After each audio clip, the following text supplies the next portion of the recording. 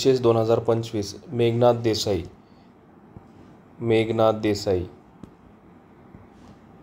भारतीय वंशाचे ब्रिटिश अर्थशास्त्रज्ञ आणि ब्रिटिश संसदेच्या हाऊस ऑफ लॉर्ड्सचे माजी सदस्य मेघनाद देसाई यांचे 29 जुलै 2025 रोजी निधन झाले. ते 85 वर्षाचे होते.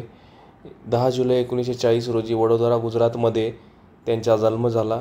शिक्षण त्यांची मुंबई विद्यापीठाशी संलग्न असलेल्या रामनारायण रुईया महाविद्यालयातून अर्थशास्त्रात बॅचलरची पदवी त्यांनी मिळवली. नंतर मुंबई विद्यापीठाच्या अर्थशास्त्र विभागात, आता Mumbai school of economics and public policy म्हणून ओळखले जाते, अर्थशास्त्रात पदव्युत्तर पदवी त्यांनी घेतली. त्यानंतर पेन्सिल्व्हेनिया विद्यापीठाच्या शिष्यवृत्तीद्वारे 1963 मध्ये त्यांनी अर्थशास्त्रात PhD पूर्ण केली.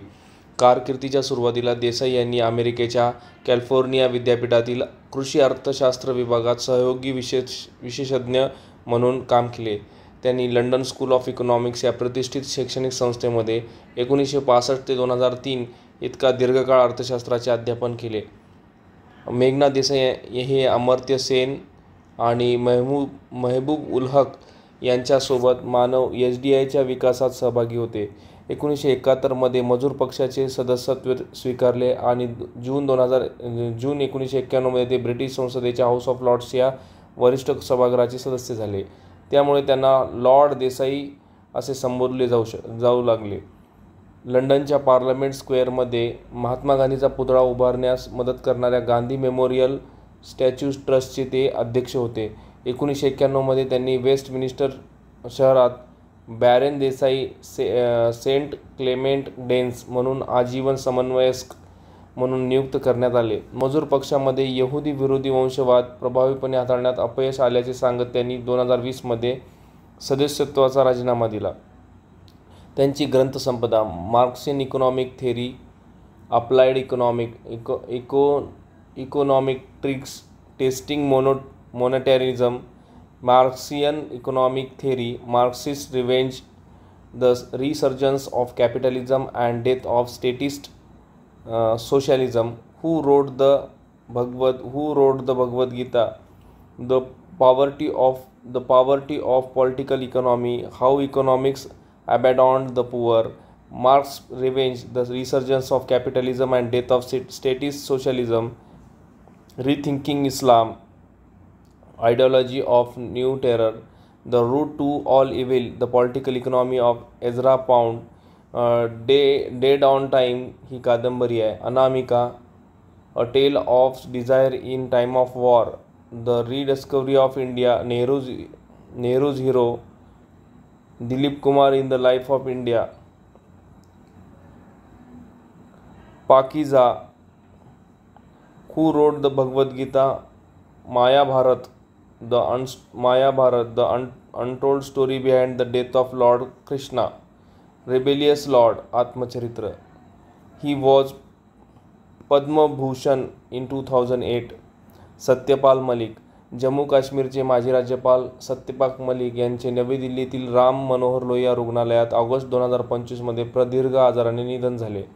उत्तर प्रदेशातील बागपत येथे 24 जुलै 1946 रोजी मलिक यांचा जन्म जाट समुदायात झाला. ते कायद्याचे पदवीधर होते. त्यांनी कविता आणि इतिहासात रस होता त्यांचा. 1960च्या दशकाच्या मध्यात राम मनोहर लोहिया यांच्या समाजवादी विचारसरणीने प्रेरित होऊन मेरठ विद्यापीठातून कृषी राजकारणात आपल्या कारकिर्दीची सुरुवात केली. 1974 मध्ये चौधरी चरण सिंग यांच्या भारतीय क्रांती दलाच्या तिकिटावर बागपत मतदारसंघातून पहिली विधानसभा निवडून जिंकली. 1980 मध्ये त्यांनी काँग्रेसमध्ये प्रवेश केला. उत्तर प्रदेशातून राज्यसभेत प्रवेश केला. जेव्हा बोफोर्स आंदोलनाला जोर आला तेव्हा त्यांनी जनता दलाशी हातमिळवणी केली आणि 1951 मध्ये अलीगढ लोकसभा जिंकली आणि VP सिंग सरकारमध्ये ते राज्यमंत्री झाले. काही काळ समाजवादी पक्षामध्ये घालवल्यानंतर ते 2004 मध्ये भाजपमध्ये सामील झाले. 2012 मध्ये त्यांना भाजपचे राष्ट्रीय उपाध्यक्ष म्हणून नियुक्त केले. 2017 मध्ये मलिक यांची बिहार राज्यपाल म्हणून नियुक्ती करण्यात आली. ऑगस्ट 2018 मध्ये त्यांना जम्मू आणि काश्मीरमध्ये राज्यपाल म्हणून पाठवण्यात आले. 5 ऑगस्ट 2019 रोजी अनुच्छेद 370 अंतर्गत जम्मू काश्मीरचा विशेष दर्जा रद्द करण्यात आला, तेव्हा ते राज्यपाल होते. 2018 मध्ये काही काळ त्यांच्याकडे ओडिशा राज्यपाल पदाचा अतिरिक्त कार्यभार देखील होता.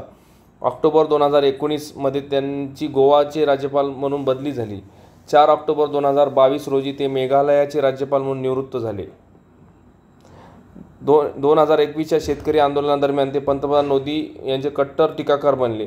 त्यांनी शेतकरी चळवळीला आणि महिला कुस्तीगरांच्या लैंगिक छळाविरुद्ध आंदोलनाला पाठिंबा दिला होता.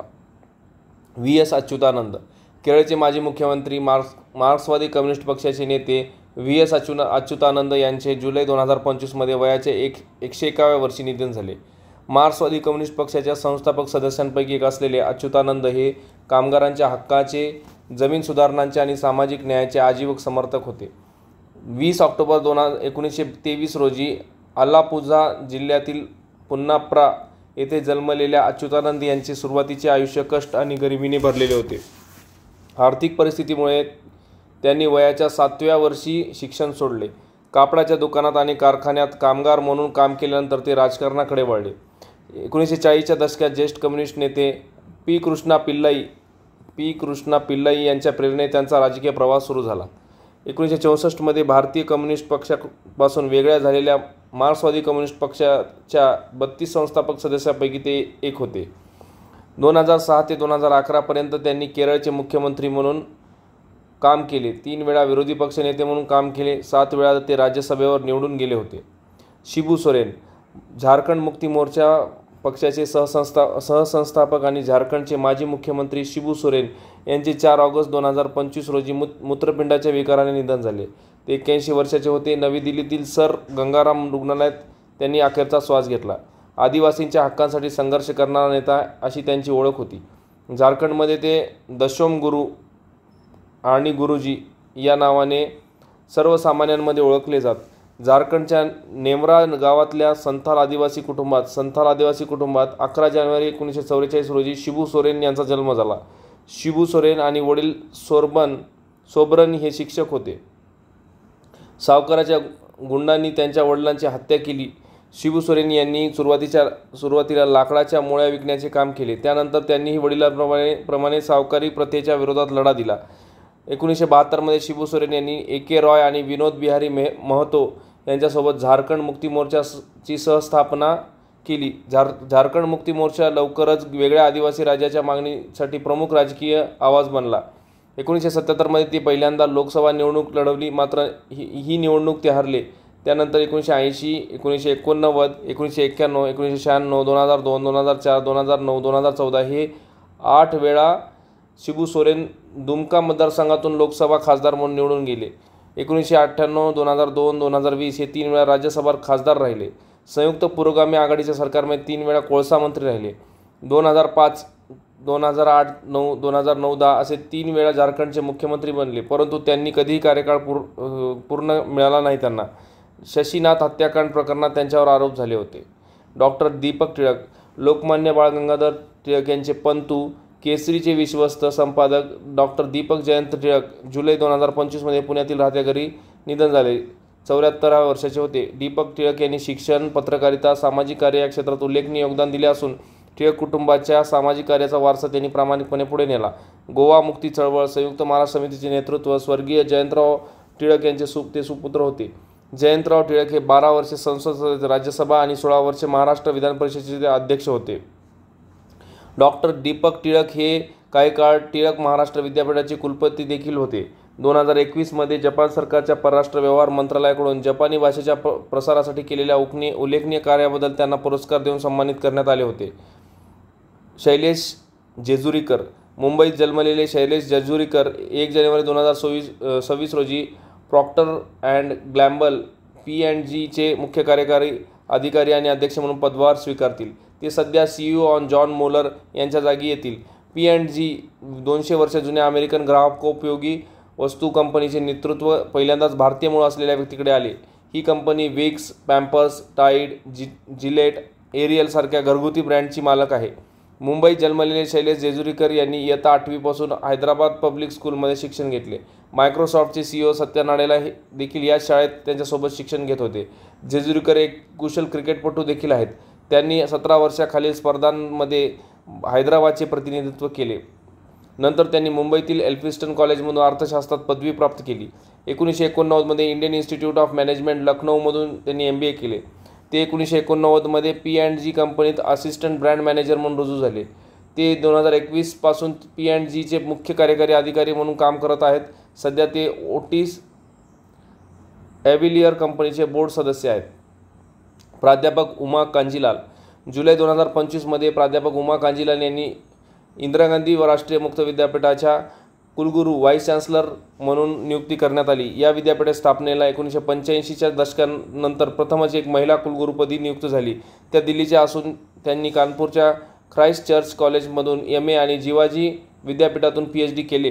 त्यांनी 1999 ते 2000 पर्यंत अँडलॉय विद्यापीठ आणि अर्बाना चॅम्पेल येथील फुलब्राईट फेलो होत्या. जॉर्नार्डमधील ओंड्रामध्ये त्यांनी काम केले. प्राध्यापक कांजीलाल यांनी 1984 मध्ये IIT कानपूर येथे संशोधक सहाय्यक म्हणून आपल्या कारकिर्दीची सुरुवात केली. त्यानंतर इंदिरा गांधी राष्ट्रीय कला केंद्र IGNCA येथे कॅटलॉगर आणि व्यावसायिक सहाय्यक म्हणून त्यांनी काम केले. त्यानंतर त्यांनी इग्नूमध्ये व्याख्याता पदाच्या पदापासून ते प्राध्यापक पदापर्यंत काम केले. 2003 पासून ग्रंथालय आणि माहिती विज्ञानाच्या प्राध्यापक असलेल्या कांजीलाल यांनी ई-लर्निंग ग्रंथालयांमध्ये ICT, डिजिटल ग्रंथालय, मल्टीमीडिया कोर्सवेअर डेव्हलपमेंटमधील त्यांच्या कौशल्यासाठी राष्ट्रीय स्तरावर मान्यता मिळवली. सध्या त्या शिक्षण मंत्रालयाच्या प्रमुख डिजिटल शिक्षण उपक्रम स्वयंप्रभा यांच्या राष्ट्रीय समन्वयक आहेत. कांजीलाल यांनी विद्यापीठात विविध नेतृत्व भूमिका बजावल्या आहेत, ज्यात संचालक सेंटर फॉर ऑनलाईन एज्युकेशन, संचालक inter university consortium for technology and inbuilt flexible education, संचालक advanced centre for informatics and innovative learning, संचालक school of social sciences and विद्यापीठ ग्रंथपाल यांचा समावेश आहे. त्या 25 जुलै 2024 पासून इग्नूच्या कार्यवाहक कुलगुरू म्हणून काम करत होत्या. तसेच त्यांनी विद्यापीठाच्या प्रो कुलगुरू म्हणून मार्च 2021 ते जुलै 2024 पर्यंत काम पाहिले. प्राध्यापक कांजीलाल या एज्युकेशनसाठी मंथन पुरस्कार, Australia India council grant, DANIDA fellowship असे अनेक सन्मान मिळाले आहेत. त्यांनी national virtual library of India प्रकल्पाचे नेतृत्व केले. इग्नूची स्थापना 1985 मध्ये भारत सरकारने संसदेने लागू केलेला इग्नू कायदा 1985 अंतर्गत केली. दूरस्थ शिक्षणाद्वारे देशात उच्च शिक्षणासाठी समान आणि समावेशक प्रवेश प्रदान करण्यासाठी या विद्यापीठाची स्थापना करण्यात आली. हे जगातील सर्वात मोठे मुक्त विद्यापीठ आहे. केंद्रीय शिक्षण मंत्रालयाच्या अंतर्गत एक केंद्रीय विद्यापीठ आहे. त्याचे मुख्यालय नवी दिल्ली आहे.